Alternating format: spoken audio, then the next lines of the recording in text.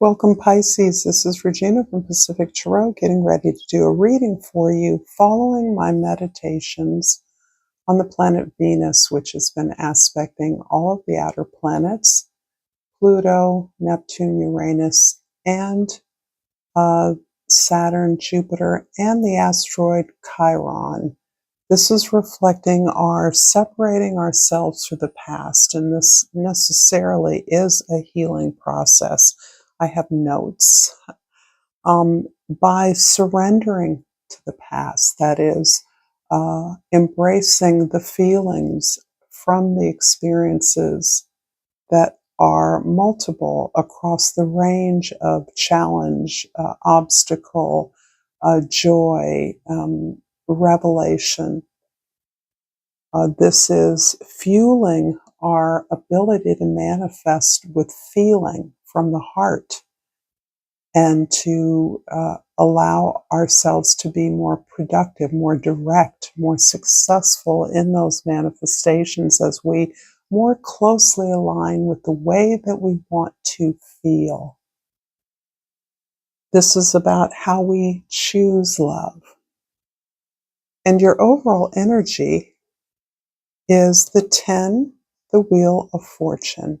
10s are always about change. So this is reflecting really the evolution of your Venusian nature. This is a planet that is exalted in your sign, the planet of love, the planet of harmony and connection. You, Pisces, see connections potentially to everything. This is your special magic, your special ability, your super ability. And this connection means that your diligent, hard work, your sacrificial effort to work despite the actual conditions within which you are working, no matter how deconstructive they are, you stay true to your mission because of your faith in that mission, that faith in yourself, so that you accept your strength as a leadership, an opportunity to give more, to meet challenge, adversity, confrontation with love. The card underneath the deck is the 9 of Swords. And this is really about the release of suffering, the release of experiencing love as pain, as hurt, as betrayal, as rejection. And understanding, in fact, that if we saw those negative experiences as opportunities, what would those opportunities look like? You're in a position now to see the opportunities, to see what you've learned, and that has helped you to reveal who you truly are. In the present, we have the Page of Cups, really one of your cards, this beautiful idea that I think in particular, the fish in the cup is an unexpected bonus, benefit, gift that arises, that emerges as we focus in on our feelings, our recognition, our love, our generosity, our willingness to contribute, to help, to be of assistance. This is not only furthering your openness of heart, but it's allowing you to source your creativity in very concrete ways in those stories and experiences that you've had in the past that we often think of as sorrowful, but even the tragedies communicate and lessons, gifts that we've received as a result of our ability to stay in a challenging situation, to not run away, to confront our fears and not avoid them. In the past, the 8 of Wands is about things moving very quickly for you. I feel like there has been a lot of superficial motion, a lot of movement, perhaps traveling, interfacing with a multiplicity of organizations or individuals. I think that's part of the work you do. You're interfacing with people in many different locations, different sites, a variety of individuals. But that communication has been exceedingly rich. You are able to bring something highly valued to those relationships with individuals and with organizations. And that is netting you some new opportunities to join in with efforts you could not do alone. It's bringing you into a new network, expanding your familiarity and exposure to new ideas, new places, new people. And in the future, the lovers. The lovers is about a choice. It is also about the deep connection you have with your higher self. That is the basis on which you attract relationships. And by relationships, I'm talking about all forms of exchange.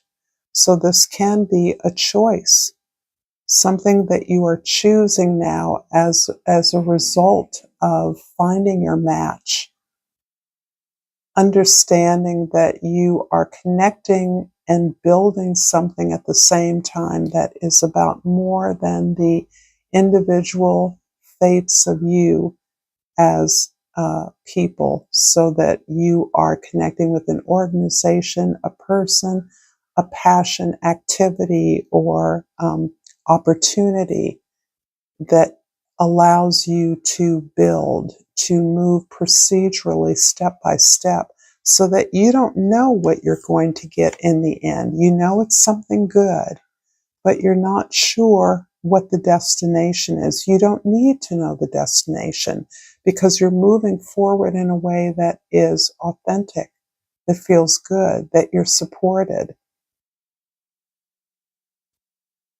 I'm going to clarify these cards with Tim Burton's Nightmare Before Christmas. This tarot deck I've had for a very long time, and I'm using it as we celebrate harvest around the world through a variety of rituals and events, and also acknowledge the thinning of the veil between worlds. So this is not necessarily the living versus the dead, or the living and the dead. That it is much more multiple than that, much more layered. There are other worlds that you have unique access to at this time. Understanding the other side, the consequences of something you're doing far into the future, or realizing the consequence of actions far in the past. If you're liking this video, if you're resonating with it, please like this video. Please subscribe to my channel, Pacific Tarot. Share this video if you think it would be helpful or useful to another, and drop me a comment if this resonates. I'd love to know that. So we're going to clarify the Eight of Wands in the past with the Sun card and the Ten of Presents, which is the Ten of Pentacles. This is lovely. So the theme of 10 is repeated here, which is important. There's change that's being harvested from your past. You are changing as a result. You've realigned your goals, and you have collectivized your contribution as a consequence of being an individual, of liberating your true self, of recognizing that your sole privilege is living and utilizing an abundant world.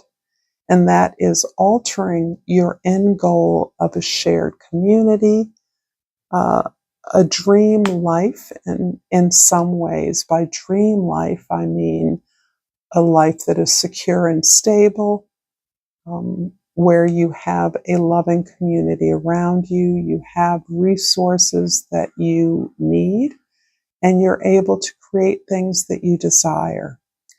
Understanding that this is a collective endeavor is critical to who you are, because you've learned that what is good for you is good for others.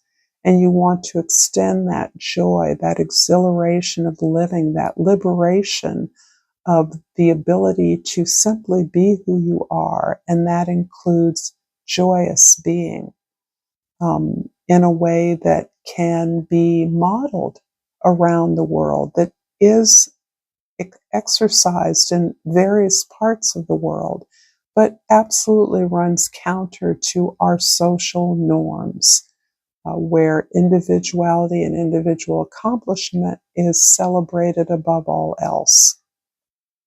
In the present, the Page of Cups is clarified by the Empress. And what is this? The Knight of Potions or the Knight of Cups? So again, you are empowered. You're already feeling your power in multiple ways, particularly your abundant creative power. Not only the ability to build and produce, be productive, but the ability to support others, to understand their needs, to be in attunement with divine timing, with the nature of things. And this is done through your desire to explore and discover more of these qualities in yourself, more on this journey that comes out of your feelings. Again, this is counter the way we are usually acknowledged and rewarded socially. Um, you are learning to privilege the way things make you feel and the way that you want to feel when you have achieved something of value to yourself. So this is, again, a radical approach.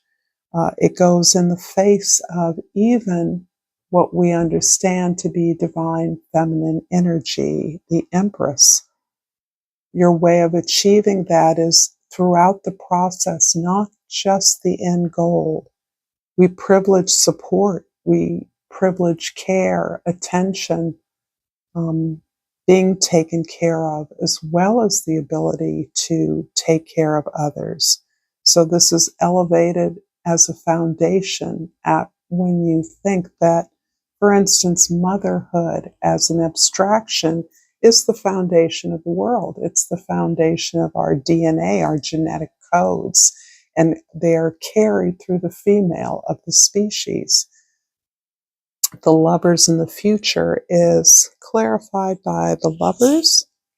Is the Lovers clarified by the King of Cups and the Four of Candles or the Four of Wands? Lovely.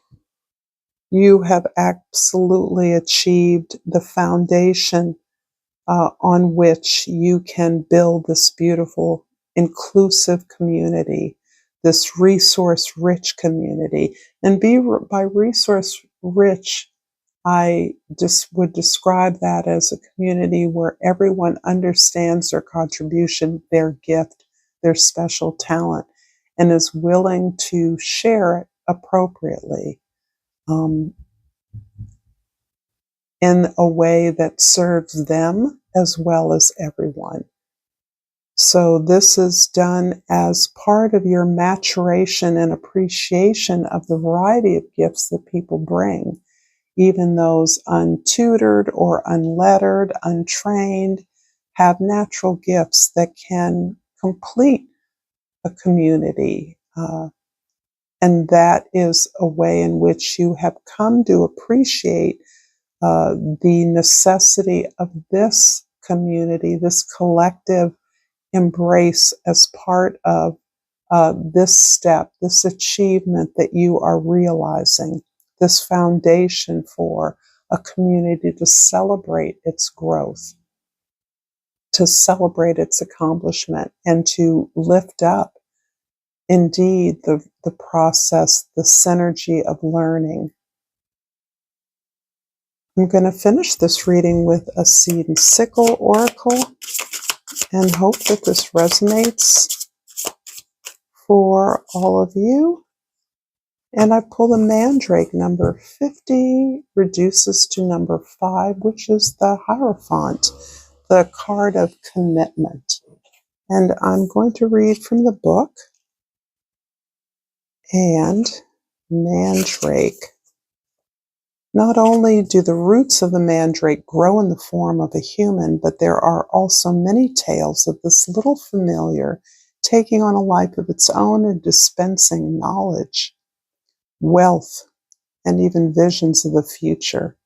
You may not have a personal mandragora to point the way, but there are other signs and sources of guidance in your life leading you forwards. Keep your eyes peeled for these little prophets throughout the next few days. Thank you for this beautiful reading, Pisces. If you enjoyed this content, check out more content here. Thank you for your likes and subscribes. And until next time, namaste.